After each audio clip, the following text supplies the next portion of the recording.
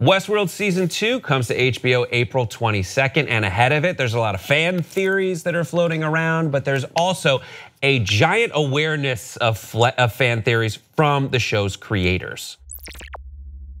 So how will those two intersect? Jonathan Nolan said, in addition to, we love to F with Reddit as much as possible, knowing that there's fan theories out there, he said this. Part of it stems from other shows. True Detective had a lot of fan theories that proved to be theories. There are a lot of theories about Westworld's first season that proved to be plot twists. So they got it right, essentially. I think that for every fan theory, we actually had an episode that dealt with it. We're figuring out how to sort of interact with that in the second season. A somewhat controversial plan that we're working on. We'll have an announcement about it in a couple weeks. It's incredibly gratifying to see people put that much work, not just into deciphering the season, but fan art and music. The creativity you see coming back at you when you're making one of these things is extraordinary. So what do you, they said they have this announcement. Yeah, I don't know what the announcement is, but I read that statement as we're gonna have more misdirects. We're gonna have red herrings. You're gonna be wrong, Reddit. We're gonna show you how stupid you are. I think the red herrings mean that I don't know what the turnaround is, first of all, on an episode, and I think that's gonna be very important. Well, they have to anticipate. Everything's already shot. They can't change anything at this point unless they shot more than one way that a storyline could end. I feel, and then they like see what the internet is like fixated on, and then they pick the other ending. I hate that. I hate it too, and I think it's a really bad decision. If it's true. I worked at a network where we brought in the guy who created The Sims, Will, whatever his name is, and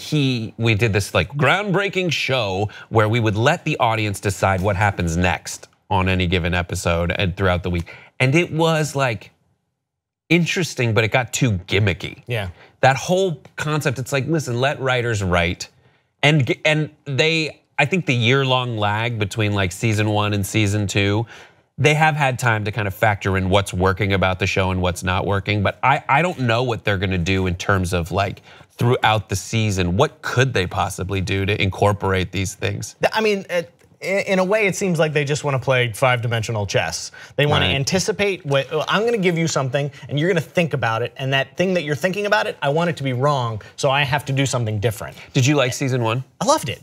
And it was amazing. There were a lot of mysteries. You're trying to figure out what's happening. Yeah, I ruined it because I did spend time on Reddit and like thinking about these. I wish I would have just taken a step back and watched the show every week. I love discussing shows and I love being right about stuff. Right. But I would have liked a few surprises, and there weren't any because I was like so dialed into that community. Really? Yeah. Like last summer I watched Spider-Man: Homecoming, and they're like. A surprise happened and I was like, oh shit, I didn't see that coming. That's amazing. I forgot what that was like. That's what this is like. So when you do that stuff on Reddit, are you seeing like leaks or is it just fan theories? It's fan theories. It's very observant people that stitch stuff together, and then when like another little thread connects back to that, I'm like, oh, that's definitely right. That's gotta be what it is. Right, it underscores it. So it's, I don't know, there's some, I watched The Leftovers, I think is the other side. There's Leftovers season 1 where they did so much red herring work that it was disjointed and didn't feel like gratifying to watch. I was too lost. I hope that Westworld doesn't go that way with this season, just trying to like outflank Reddit.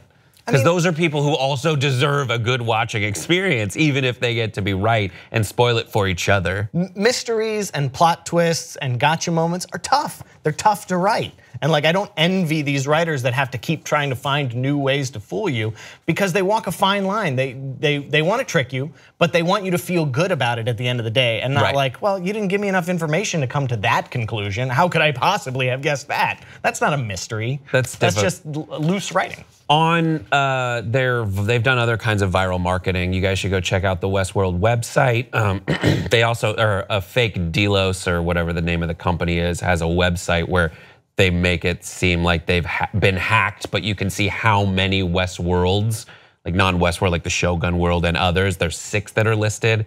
So they're kind of seeding that kind of speculation as it goes on. What do you guys think of this? Report back on your thoughts after you go to those websites, and we'll see you next time.